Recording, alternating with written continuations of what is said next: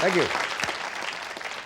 Good evening, and welcome to the second of a two-part show with the hottest new star in show business, and also my guest tonight, Robin Williams. It sounded like I was describing myself as the hottest new star in show business, which would be pathetic. Robin Williams is perhaps better known to you as Mork from Ork on the TV. I can imagine someone new to the country who just tuned in and heard me say Mork from Ork on the TV series Mork and, not to be forgotten, Mindy. As we found out last night, when Robin Williams comes on a show, it's not so much an appearance as an invasion. And since you actually never know what angle he is coming from or in what guise or whatever or what accent or anything else, his versatility is somewhat staggering. You might call this how to have a nervous breakdown and try to enjoy it, but it's very easy to enjoy it with him around. And whatever it is, I know you're going to get more of it tonight. Will you welcome again, please, the remarkable Robin Williams.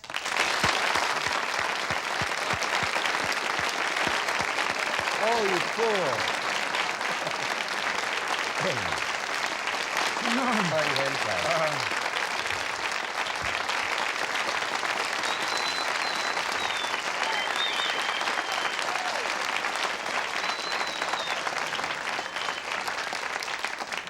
Dante, party of two. Dante, party of two, eh? That'll get us bleeped. Little graduate student humor there. Speaking of Il Purgatorio, what we might do tonight at some point is venture into the audience, or as they say, work the crowd. Because I noticed that when I saw your act at the Copacabana the other night, you actually went into the audience, which can be a risky thing.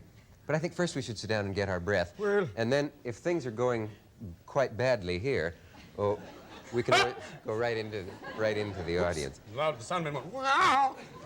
You know, last night we were talking about good and bad audiences, and by the way, if you didn't see last night, don't be too stunned by the shifts in gear from serious to comic, comic to serious, serious to tragical, tragical to historical, pastoral, and comical. And occasionally chemical. And chemical, which is being soft-pedaled at the moment.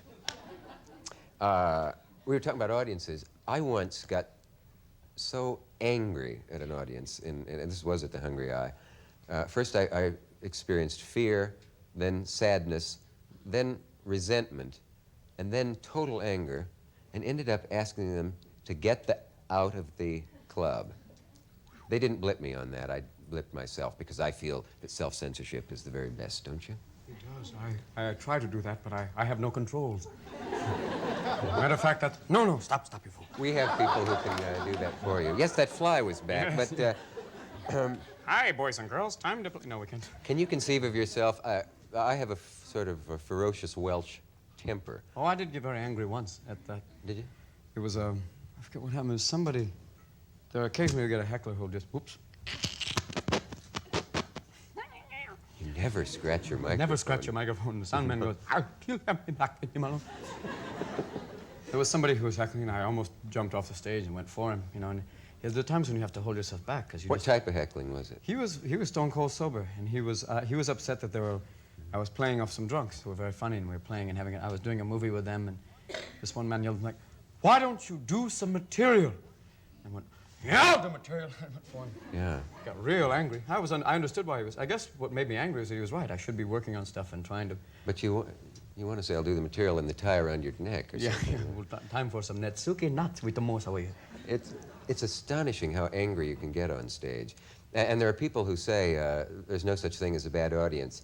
These are known as the dumb people who say this. Because just as there can be overweight people or underweight people by the odds tipping, there can be an audience of clods and dunderheads. Especially for comedians, sometimes they look upon them as lower than, you know. Mm-hmm. It's kind of like Cro-Magnons. They kind of like, oh, look, there's the geek boy. Yeah. And they treat them and they yell, you know, they scream stuff. They think, most people, when they get a little bit drunk and they see a comedian, will start thinking, well, he's got to learn to deal with it. Mm-hmm. And they'll just yell stuff, especially conventions of people playing for conventions. I played a private party once at this man's pool, and the people were real drunk, and they thought it was, you know, throwing stuff again once, and thought that was big time. It was like kind of like being a monkey on a string, and that was very strange. Yeah, at times like that, you understand that that Marceau piece that he does that's so frightening, where the man is caught in the comic mask? Yeah, I used to do a thing about that too, called Celebrity, about this man standing on a guy with a big smile, goes home and takes off like... And as a monster. Yeah, it's like a whole bizarre thing, because sometimes maintaining that is a very scary thing.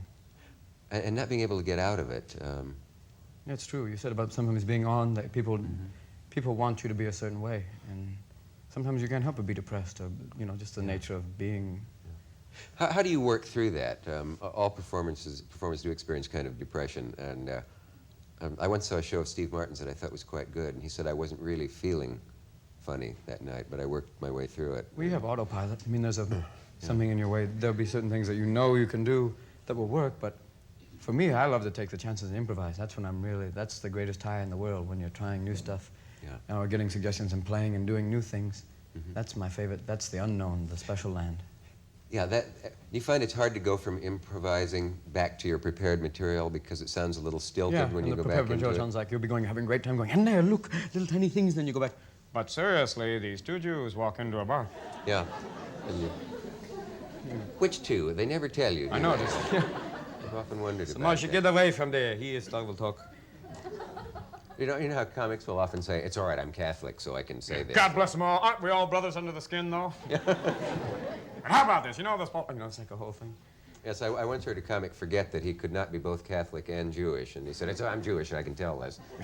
He's used to doing it wherever he was to excuse him. Well, I guess you could be both, couldn't you? Yeah, theoretically. Unless you have heavy skin grafts, it'd be real scary. Because of the, if you were to ask this... No, not the... No, I really, if you were to ask... Trying to make the camouflage appear. If you were Look, Dick, Darwin was wrong. You're going back. Do you realize that you didn't... I can't help noticing that you didn't have hairy arms last night. I know, the moon shines as me. Wouldn't that be funny if I did turn into Wolfman right here? Someone actually did. They get the dollar's worth at home, boy. What's the risk of asking for improvisational subjects? If this were your crowd, is there a way you could steer them so you don't get the things you want to avoid, whatever they are, like, I don't know. I don't know at all. Usually if you're playing in a club, you get really nasty stuff. I mean, stuff that would make even Mr. Camera go, woo!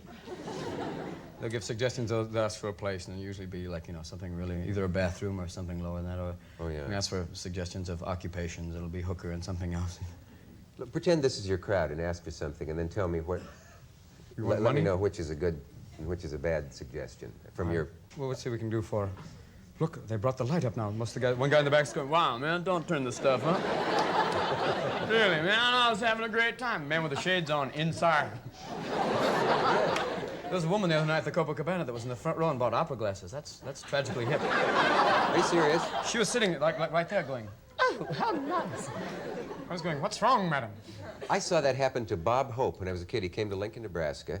He came in the Coliseum stage, and in the front row, suddenly Hope was, you know how Hope stands, and shifts his weight, like that. He says, hey, doll, can you see me all right through those glasses? And there was a lady with this long field glasses, so that he must have been, his dimple must have been this big.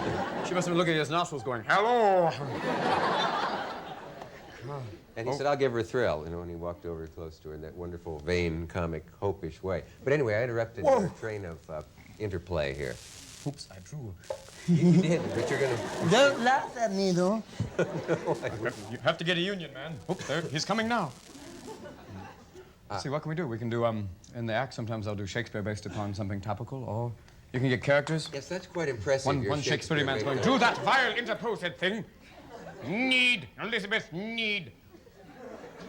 Do you want to make that offer, Shakespeare based on something topical? We can do that. I'll join you in it. Let's do, and if we die, we can know where the exits are. Exactly.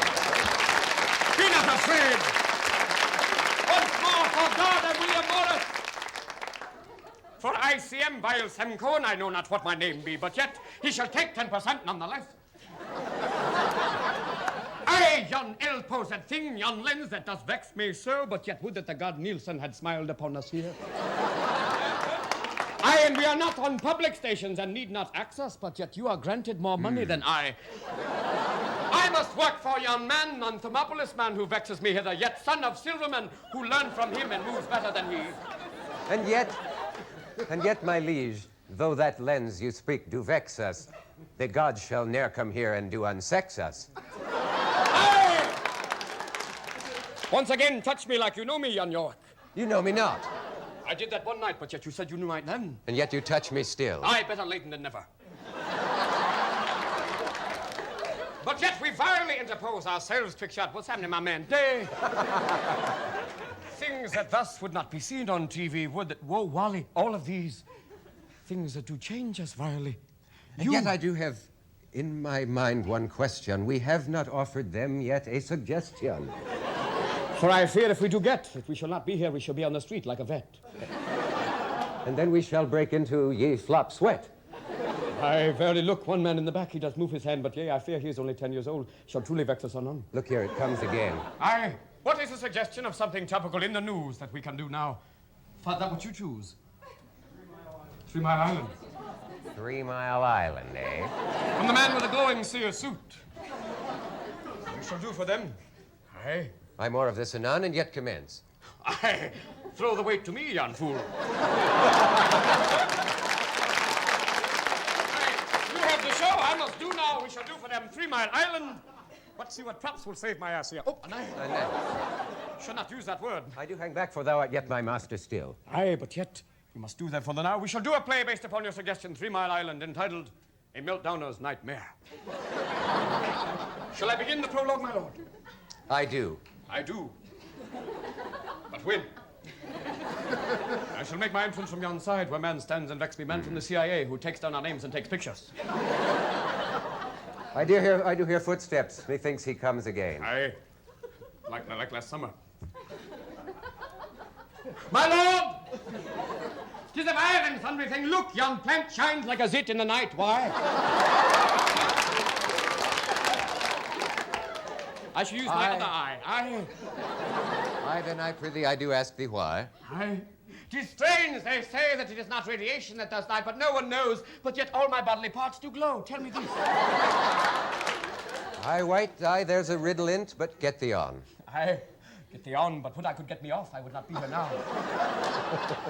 'Tis strange, my father worked at yon plant. They said nothing was wrong, but yet I am sent thus hither. Why, I with my simple limbs that do wither, but yet they gave her x-ray and said no or nay that all was well, but yet I am sent here deformed as hell. Shh, my lord, I send to you now. 'Tis to your turn to make the speech. Come now, you must reach. Aye, but me fears I do offend thy friends, thou bunch-backed fool. Nay, my lord, look!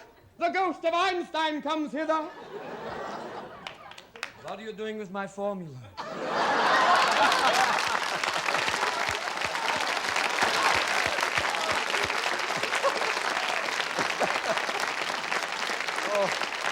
I gave you 3 simple letters, and you could rule the universe, but instead you make it verse. Get away, Monsieur Goyim boy.